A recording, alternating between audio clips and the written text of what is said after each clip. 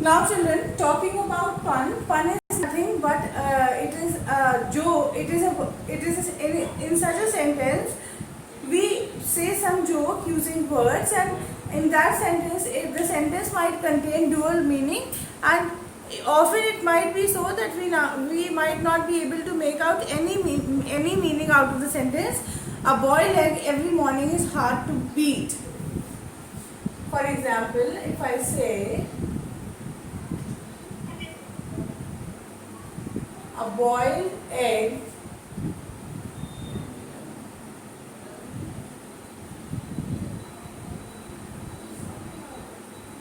every morning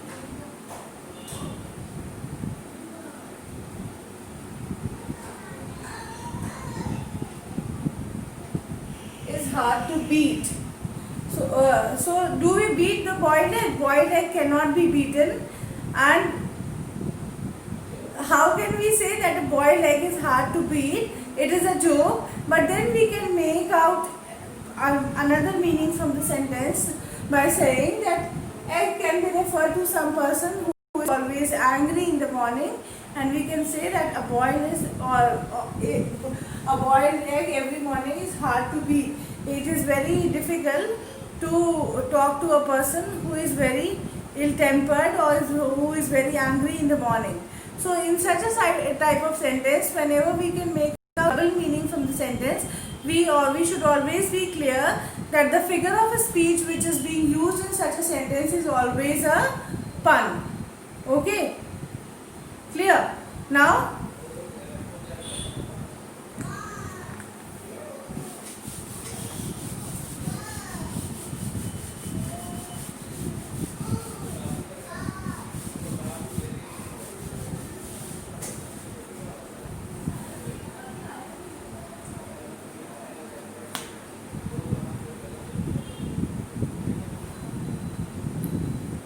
another figure of speech which we are going to talk about is repetition.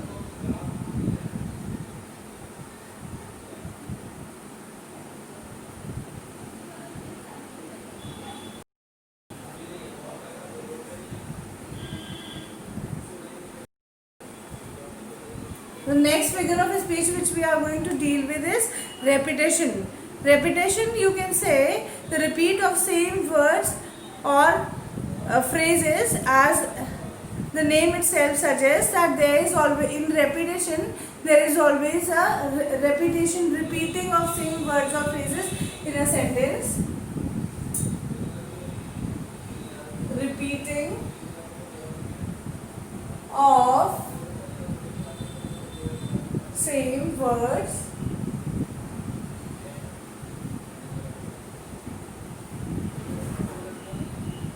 or phrases in the sentence.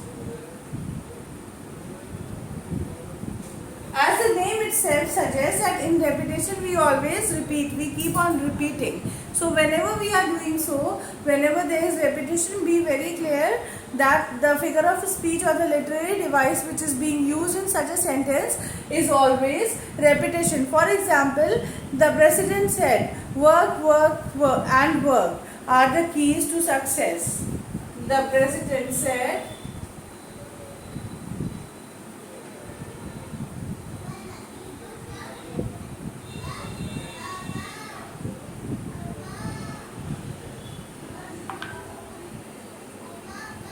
work, the president said,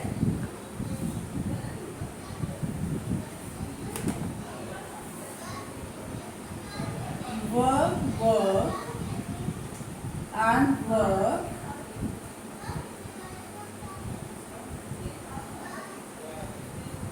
are the keys to success. Clear? Repetition of word is there. Work, work, work. I felt happy because I saw others happy, and seeing others happy made me happy. I felt happy because I saw others happy, and seeing others happy made me feel happy. So repetition of the word happy, happy, happy is there. So whenever we are talking about such type of sentence, be very clear with it that the literary device which is being used in such sentence is always a repetition. Okay, clear? The word itself suggests and clearly states what repetition is. Okay, is this much clear to you? Okay. Next, moving on to the next literary device, that is Yes, ma'am.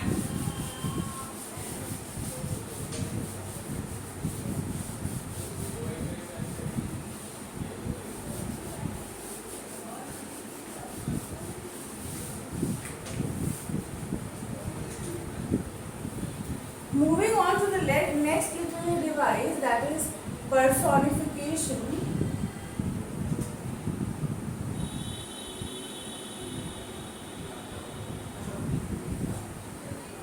The word itself, as the word itself suggests, when an animal, bird, idea or an object is seen as in human terms, whenever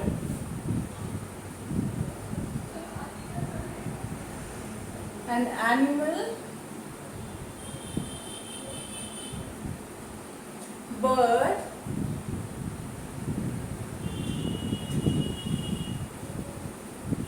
idea or an object is seen in human terms,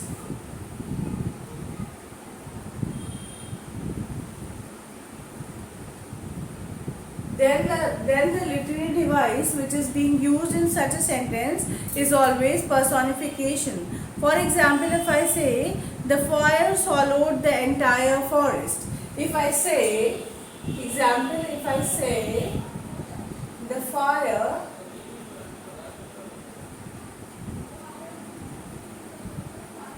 swallowed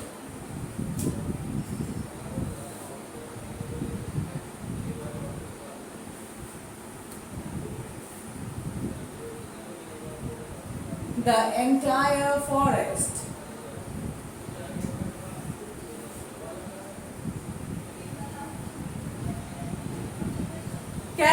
Can the soil, is fire a living being? Can it swallow anything? Living beings swallow, a human being swallow, but the fire cannot swallow. Whenever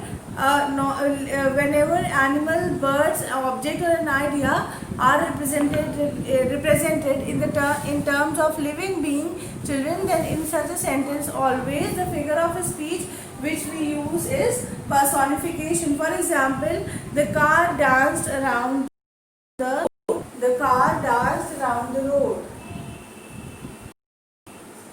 The car danced around the road. Is it possible for a car to dance? It is not possible for a car to dance. Human beings can dance, but a car cannot dance. But since we are referring to car as something which dance, we are saying that we are personifying car as a human being. Okay? Then always remember, in such a sentence, always the figure of a speech which we use or the literary device about which we are dealing is always personification. Is it clear? Is it clear to everyone? Yes, ma'am. Okay, moving on to the next literary device, that is paradox. Now children, you must be thinking that in personification also we talk about things in terms of human beings, and in metaphor also we do so. But let me tell you the difference between personification and metaphor. Difference between personification and metaphor.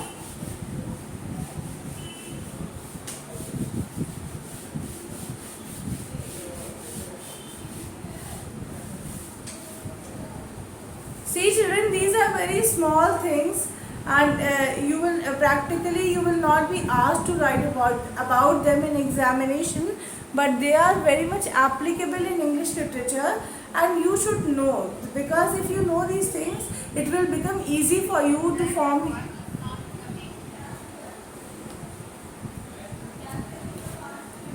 Can you hear me now? Yes, ma'am. Okay. I'm saying, see, Yes, ma'am. I'm saying, children, these are very small things and they are not mentioned in your syllabus.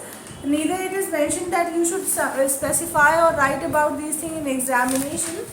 But the only thing that is there is that these things are applicable. These things are practically applicable when you write your answers. So you should know about these things. That's why I'm explaining to you. It is not that you should mug up.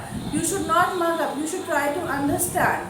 Once you try to understand, children, you will never forget in your life. You will remember this throughout your life. So talking about metaphor, I said metaphor and personification are somewhat confusing. So let us differentiate between them.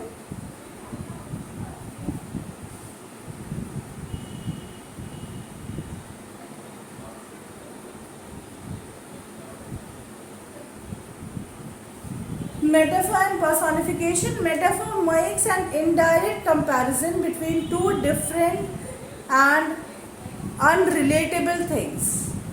Metaphor, sorry.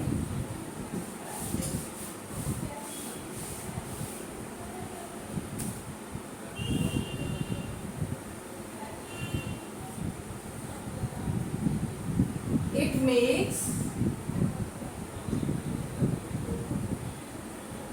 indirect comparison. Sorry, it makes indirect comparison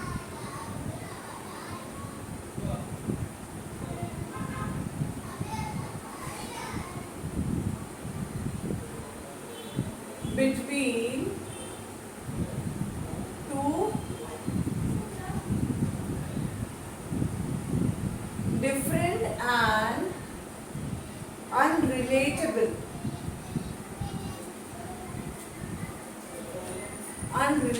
things. I am saying that metaphor makes comparison. Metaphor also we make comparison, but we make comparison between those things which are different and we cannot even relate to them. But in personification, personification attributes of human being, characteristic of something, not attributes of both the things are similar. Attributes means similar. Shown attributes of both the things, both the things are shown or depicted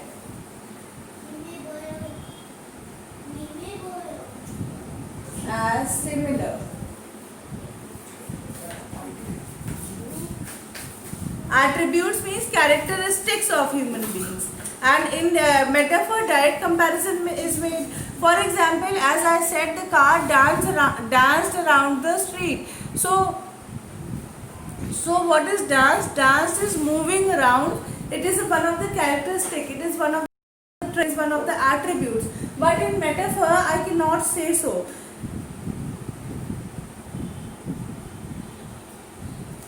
For example, in metaphor, if I say Higgs' cousin is a bookworm, I have directly related to a human being as a insect. So directly relating to some, directly assuming that some human being is similar to some insect, animal, or some other object or idea is metaphor, and personification is just giving the characteristics of human being to idea, object, insect or animal.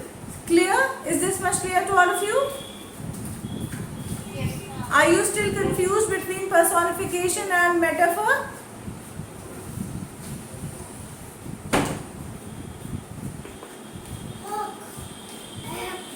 Yes, ma'am. One more difference is there. Let us do that as well. In metaphor, it does not always use a human or human characteristic. Very important. This difference will make you understand, and this is the most important difference. It in metaphor does not always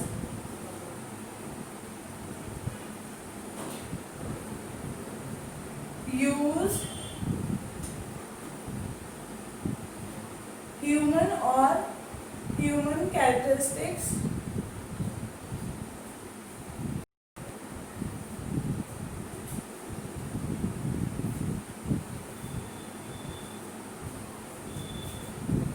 but here in personification we always use a human characteristic. We always use a human characteristic. We always use a human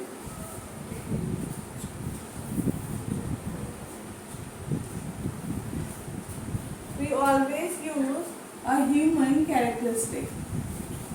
So this is what differentiates a metaphor and a personification between them. That is, in metaphor it makes the indirect comparison, and those things might not be related at all to each other. But in metaphor we don't always use humans and their characteristics, but in personification attributes of both the things might be similar. That is, when an object, an animal, a bird or an idea is personified, their attributes might be similar to that of human being, and in personification we always use human characteristics. We always use human characteristics. Is this much clear to all of you? Yes, ma'am. Yes, ma'am. The wind whispered secrets of winter in my ear. If I say the wind whispered secrets of winter in my ear, the wind, whenever it blows, it comes inside the ear. If we don't have any protective cover in our around our ear, it always enters the ear. So it might see the characteristics of wind are shown as somewhat similar to that of human being. Human beings whisper just like that the wind is whispering. But then if you say if you talk about metaphor, if I say Higgs' cousin is a bookworm, Higgs' cousin, not human characteristic, but it is referred to as an insect. So there is a difference between both. Clear? Yes, ma'am. Is this much clear? Yes, Okay. ma'am. Okay, now all of you will make note of literary devices used in the poem The Patriot, and the other poem that we did that day, The Patriot and Daffodils. Okay, and all of you, we will discuss those literary devices used in the poem.